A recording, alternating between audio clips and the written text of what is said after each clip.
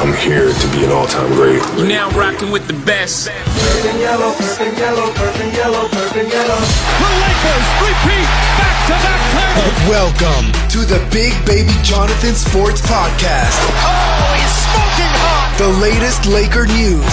Another great Showtime feed. The greatest Lakers show. This is going to be legendary for a long time.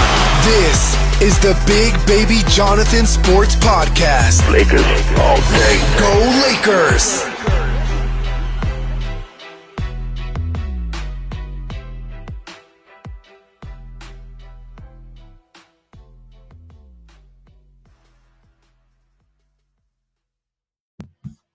What's good, everybody? It's your boy, Bigbabyjonathan here. Welcome to the latest edition of the Bigbabyjonathan Sports Podcast. I got my boy Jonathan Mathis from Sports Central Chronicle. How's it going, man?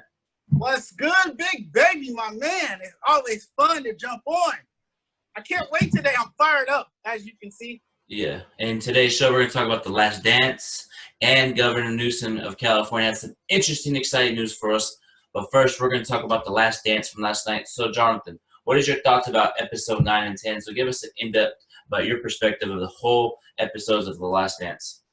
Well, I feel like this, and I shared this with you last night personally. Mm-hmm. I feel that had this team stayed together, they could have, dominated an entire decade. And had Michael Jordan not went into retirement, they could have possibly won 8 championships, if not 9. Michael Jordan said that he was willing and he openly and candidly said that he would sign a 1-year deal to come back for the 99 season and try to make a run at title number 7. It didn't work out that way. Pippen got traded. Dennis Rodman got released. Jordan, he went back into retirement once again. Phil Jackson left and eventually became the Lakers head coach and, started a new dynasty with the Lakers. But this is something to me because the Bulls could have won more championships. And I think Michael Jordan, if the Bulls would have came to him and said, hey, we'll offer you a 1-year deal to try to make a run for that 7th title, he would have definitely came back for the 99 season and they would have destroyed the Spurs. I mean, that's not taking anything away from the Spurs because they had Tim Duncan, they had David Robinson. They had a very good team and a good supporting cast. Mm-hmm. But I still think you couldn't beat Michael Jordan. Michael Jordan was a fierce competitor, and we got a in-depth look on how things went down in that organization. There was a lot of turmoil. There was a lot of triumph. But at the end, somehow they managed to keep it together, and they managed to win 6 championships. Yeah, man, I totally agree with you, Jonathan, man. I just feel like if Jordan would have if he would have never retired to go play baseball, you're at 7 champions, maybe 8, 9. You never know. Michael Jordan was on the mission to prove his haters wrong and his doubters wrong. But overall, the series in general, man, we got in-depth look about Michael Jordan and how he raised his level of expectations, and people think that's bad. It's not bad. He just wanted to win, just like Kobe, man. Like, keep talking about it. Like, Kobe had high expectations. If you joke around, laugh, oh, I'm going to take a selfie, I'm going to take a TikTok, he'll be like, you're going to take a TikTok after you got blown by 30? What's wrong with you? I'm just using that example. Like, he just has the high expectations. Same with Jordan and Sky Pippen, man, they had really high expectations, but Jordan don't play around. I know that story about him taking the food away from his teammate. Was it Horace Grant? Horace Grant, right? Yeah, it was Horace Grant. Yeah. He took his food away from him. You hear all these stories. You hear the story about him punching Steve Kerr in the face. Mm-hmm. And that kind of stuff will cast you as a villain. It painted him as a bad guy. It gave him the bad boy image. But Michael Jordan was a competitor. And now you have all these people jump into judgment.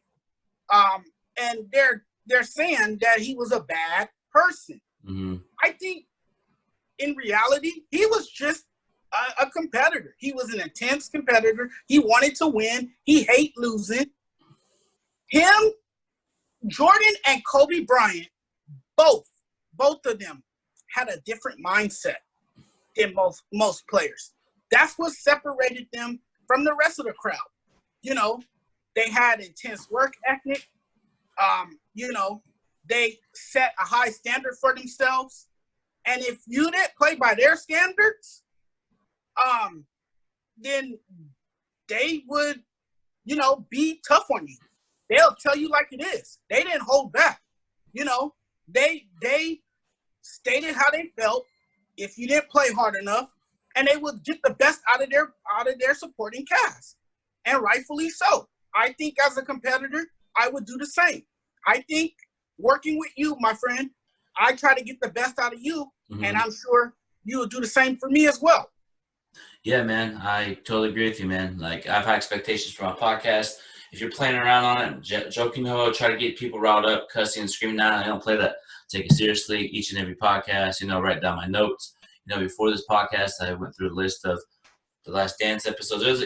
Just overall, man, the whole episode of The Last Dance was just made me realize that Jordan is a tough competitor, and people say he's a bad teammate. I don't look at it like that. I just feel like he just wanted to win. That's all, you know, overall. Yeah, that's all. He just wanted to win, and it showed. It showed in his game. It showed based on his body language. The guy just wanted to win, and you can't fault him for that, you know.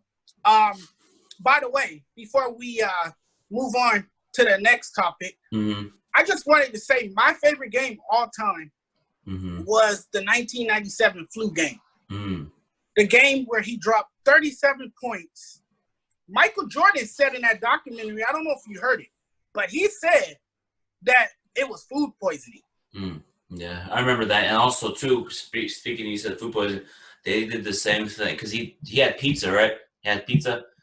Right, Remember? he had and pizza. Pizza ate, and then Kobe got sick, too, because someone in Sacramento gave him bad food. So basically, it's the same thing, you know. But Someone might have spiked it up a bit. Yeah, but that's not cool, man. This stuff not cool. But I never really watched Jordan because I grew up in 93.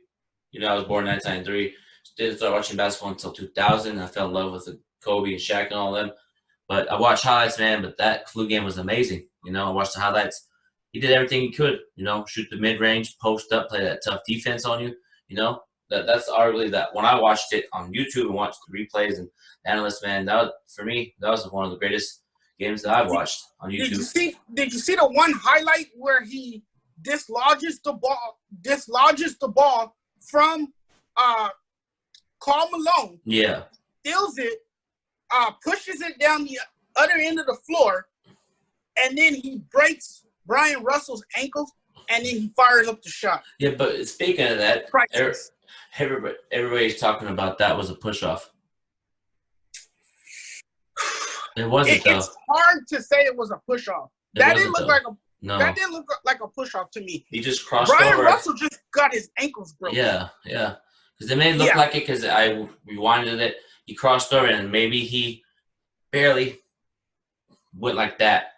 It's just crazy, man. People always try to make it. People hate on greatness. That was a good move, crossover. Game over. Let's win this run. Game over. Yeah. You know, and it's crazy. You know, people hate on greatness, man. Like same with Kobe, man. People hate on him. People just hate. You know, people hate on me because I do this podcasting thing. You know, people hate on me. Same here. People hate on me too. They say I suck. But it is what it is. It is what it is. But they just mad that they're not getting on the mic. You know, to podcast. You know, they're mad that I'm successful at podcasting. And they not. You know what I mean? Just the haters hate, but hey, keep hating. You know. Use it as motivation. Use it as motivation. You know, and I screenshot it on my iPad. Someone said this Laker talk show is the worst Laker talk show on YouTube. I screenshot it. Ever since then, I've just been writing more scripts down, preparation every day. So right. And what gets me are the people that say you don't know sports. Yeah, it's crazy. You know, I know my sports, but it is what it is, man. But we gotta get into the other topic that's happened today. California Governor Newsom said that all sports in California could resume June 1st if the whole numbers get better and all that, which it is. I've been researching. And what is your thoughts about that, Governor Newsom, potential sports coming back in California in first week of June? So what are your thoughts about that? I listened to some of the press conference earlier, and you know what? There seems to be a lot of promise there. Yep. The numbers are looking better each day. It's becoming a growing trend as we see. And I think this is good for our state. This is good for sports fans because, we need this back in our life. Yes, we do, need man. sports. It's crazy. We do need sports back. What it does, it brings sanity. Not only does it bring sanity, but, you'll also be able to find some solace again, Yep. Be able to, take your mind off of what's going on in the real world because, you have something else to turn to like sports. So I think Governor Newsom saying that sports could resume without fans by June, the first week of June, is good. That's good for not only sports fans, but the athletes themselves who are itching to get back out there and play. I'm still hearing that the site for the NBA playoffs could be in Las Vegas or Orlando, two bubble cities where you could, keep the players in one specific spot. But I think this is good for California, and it's good for sports. Yeah, man. Wonderful to hear. Yeah, for me, I'm gonna bring something up real quick that I saw on Twitter. I gotta find it. There's potential. There's like big news. This guy that's on Twitter, he called it Kevin Durant going to Warriors before he even announced it, like using the process. Did he take it down? I think he took it down. Hold on, y'all. Yeah, he took the post down, but it was saying, maybe he took it down for a reason. But he said that the Bahamas, Vegas, and Orlando are a potential destinations. But for me, overall, about Governor Newsom, it's positive, and that's encouraging for the Lakers and the Clippers. I know people don't like. I don't like talking to the Clippers, but it encourages them too because California teams, MLB, Dodgers, Angels, LA Kings, LA Galaxy. They have another soccer team that's good out there too. So overall, two teams in every professional sport. Yep.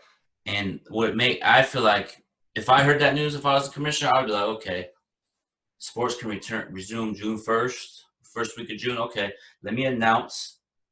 If I was Adam Silver, if you were the commissioner, would you rather announce it now or the beginning of June? Like for me, I'll go. For me, I'll announce it right now so get the players and fans excited, looking forward to something, That's what I would do. I would say, okay, we're going to start doing a training camp for 1 month to actually start the season in July. Whole month, training camp in June all the way to July. That's what I would do. So what would you do if you're the commissioner of the NBA? Well, you got to take baby steps here. Yeah. You can't move too fast just because states are starting to reopen. Mm-hmm. I mean, you still have to ponder your decision carefully. Mm-hmm. You got to look at the well-being of the players. Look at everyone's safety before you get too what's the word I'm looking for? Overzealous, and try to rush the process. Just take it slow. He said he was gonna give it a 2 to 4 week window before he makes a decision. So I think he's gonna use all that time before he announces the plan moving forward. Again, you have to have a safety protocol in place. Because if you do keep these players in a bubble, you have to think of one thing here, and that one thing is they're going to be in a hotel around hotel workers, and nobody knows where the hotel workers have been when they're not on their shifts. Mm-hmm. That's something you have to think about as well. I mean, there's a number of factors that go into this before you make an announcement. So I think the announcement won't come the first week of June, despite the fact that these states are starting to reopen. You saw that Florida reopened, Georgia has reopened. A number of states are opening back the economy, which is good for not only sports, but the nation as well. A lot of people are able to go back to work, because a lot of people have been hurting financially, and this would take a lot of pressure off of them and a lot of pressure off of arena workers who are, looking to get back to work. But the thing is about that, no arena's going to be open. Mm-hmm. You're only going to have, maybe it might be at Disney World. Maybe it might be at one of the casinos where they host the NBA playoffs. I don't know. But, I mean, that would help put some money in some people's pockets, I would think. So I think you got to take it slow, my friend, before you, make something happen. Yeah, I totally agree with you. But if you guys are listening to the show, it's Big Baby Jonathan Sport Podcast. And I got Jonathan Mathis from Sports Central Chronicle. We're talking about the Last Dance documentary and the news about Governor Newsom. Talking about sports can come back in June. Yeah, man, I agree with you. What you say, man. Take it slow, because let's say they say, okay, California reopen. Boom, and then stuff happens again where we have to close it again. So they're just taking baby steps, just like Silver, I think, is taking baby steps on this, But if I was the owner or the commissioner of the NBA, I would be like, okay. I would actually call Governor and say, hey, so you said sports in California may resume. So tell us more a little about it, get more in depth, in depth on it, talk to other people, because I feel like I'm at the season won't come back. I feel like they're going to announce it probably next week. That's what I feel. They're going to announce it, and it's going to go be crazy once they say NBA season going to resume. I'm dead. If it breaks, I don't care if it's 8 o'clock in the morning, 9 o'clock in the morning, 7 in the morning. I will get up and break the news for everybody, for all my fans out there. There you go. That's what's up. Yeah, but I'll probably end up writing a column about it, knowing me. Yeah, but you do a good job at what you do, man. Love the content and the writing. But yeah, so you had a story about Pau Gasol saying that Kobe could average triple-double just like Westbrook. Go ahead and tell us a little bit about that. Yeah, Paul Gasol says Kobe could have registered more triple-doubles than Russell Westbrook in today's game. I find that very interesting, but here's the thing. Mm-hmm. Kobe Bryant was one of the league's top scorers. I mean, he was a fierce competitor, and he was a lethal scorer. Mm-hmm. But when you look at Russell Westbrook's numbers, he ranks second all time in career triple-doubles, and he's only 31 years old. And Kobe, he ended his career with just 21 triple-doubles. And that doesn't even rank in the top 10. So Kobe wasn't really a triple-double machine. He was a prolific scorer, though. He could drop 81 points. He can drop 50 points. He could score 40 points. But I know that Paul Gasol and Kobe are very good friends. And, that might be a little biased there. But that's not to take away anything that Kobe has accomplished on the court. Kobe scored in his career, in 20 years of play, he scored 33,643 points. That's a staggering number. That is the fourth most points by any player in NBA history. So I don't think, I don't know. It's tough to call. I mean, Kobe's not playing anymore. He's not an active player. It's hard to say if Kobe could have registered more triple-doubles in today's game. And honestly, I'm going to keep it real with you. I don't think he could have, because again, he was one of those players that had to have the ball in his hands, and he was more of a shoot-first guard than he was a playmaker. Yes, he was a facilitator. Don't get me wrong, he was a facilitator. I mean, he got his teammates involved when he could, but Kobe was a shoot first, pass second guard, and because of his competitive nature, he wanted to take the last shot. He wanted to take as many shots as he could, and that was because he loved to win, and he wanted the ball in his hands, and he wanted to take that last shot. I mean, it's hard to, average a triple-double when you don't have as many assists, to go for your performance. Yeah. Go with your performance. Yeah, that's an interesting story that you mentioned to me before we came on. I'm like, I feel like Kobe's an underrated passer, and he led the Lakers in assists. People are like, oh, he's a bog, but he passed to Derek Fisher, to Robert Horry, to Ron Artest in these big-time moments. He's willing to make the extra pass, just like Magic would, just like LeBron would. So I can see why Pau Gasol says that, because he can rebound. He had like, I believe, 18 rebounds in that Game 7, somewhere around there. He can grab rebounds, can facilitate. So it wouldn't, for me, I wouldn't be surprised if he did, In today's, but you got to remember too, there was times if Kobe played in today's NBA, man, he would average 40. Easy. Yeah, he easily. No one plays defense. No, nobody doesn't, man. But you know what? Mm-hmm. Sometimes the supporting cast that he had, and that's not to take anything away from these guys. Yeah. But sometimes they put him in position where he had to be selfish. So he had Smush Parker, Kwame Brown, Chucky Atkins, Chris Mim, all scrubs. With a squad like that, you have no choice but to be selfish. And he had Jeremy Lin, Chris Kaman, Carlos Boozer on the back end of his career. He had Wesley Johnson. He had Julius Randle, D'Angelo Russell, Nick Young. But what I'm saying is those players are talented. The only player out of that group is very talented, D'Angelo Russell. Nick Young's cool. Him and Nick Young had beef in practice. But, hey, Kobe's going to go at you. He don't care. He's not from this earth, man. He's not. And that's what he told Nick Young. Nick Young was talking about. He was from another planet. Yeah, because Nick Young was like, nobody work could guard me. Nobody work could guard me. And then Kobe's like, I ain't from this planet. I could guard you. And they just started talking.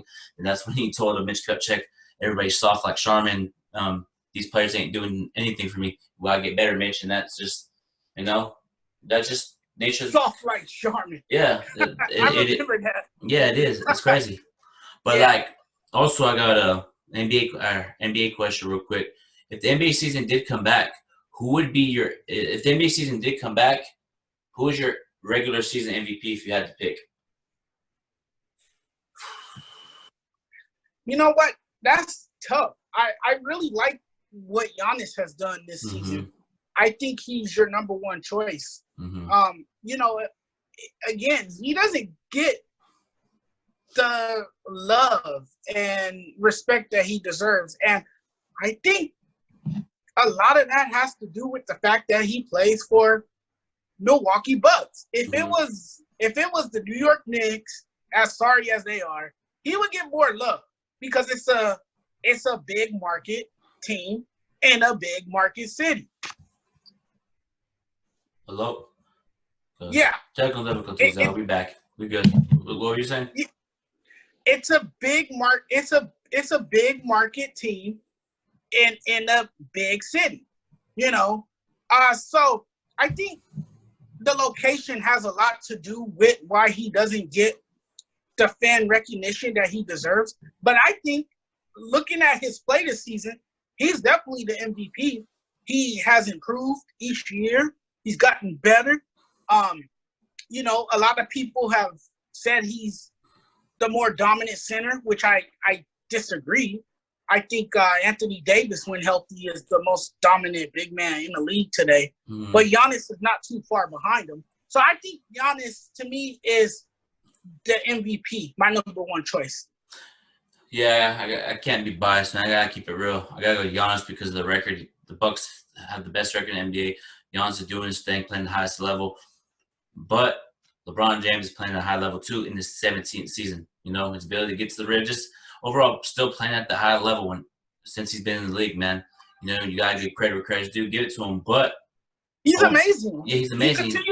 He continues to get better as the older he gets. Yeah, he is crazy. All that work he puts in the offseason. And, if the season does come back, it's always if. If we can get rid of the if and it returns and we win this championship, man, it'll be crazy.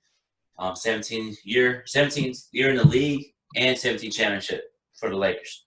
That would be a crazy year, and I feel like the Lakers need to win this championship, man. We have to win it, because next year, Golden State's going to get better, Utah's going to get better, all these teams, Memphis going to get better, Portland's going to get better, you know what I mean? So this is the opportunity for the Lakers to go for it, because LeBron is going to be 36 next year. He'll be 36, and then we got to I think it's the right time to go win the championship, But got to give a shout-out to Profanity Nations for the shirt. Appreciate you. Go follow them on Instagram. says right here, this is their social media. Go follow them. Appreciate it, man. But I want to thank Jonathan Mathis for coming on, man. So every Monday at 4:45, every Monday and Wednesday, we'll be on here putting out content for you guys. And we got some NFL talk coming very soon. Part 2 coming very soon, y'all. Jonathan Mathis, thank you so much, and we'll talk soon, man. Thanks, my friend. I'll see you soon.